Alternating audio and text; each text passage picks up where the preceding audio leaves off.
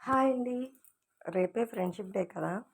So, మా పాప వాళ్ళ స్కూల్‌లో ఫ్రెండ్షిప్ డే సెలబ్రేషన్స్ ఉన్నాయంట. సో, తన కోసం అని చెప్పేసి ఫ్రెండ్షిప్ బ్యాండ్ ప్రిపేర్ చేసుకొని రమ్మన్నారంట. అంటే బయట కొని కాకుండా ఇంట్లో ప్రిపేర్ చేసి తీసుకురమ్మని చెప్పేసి వాళ్ళ స్కూల్‌లో చెప్పారంట.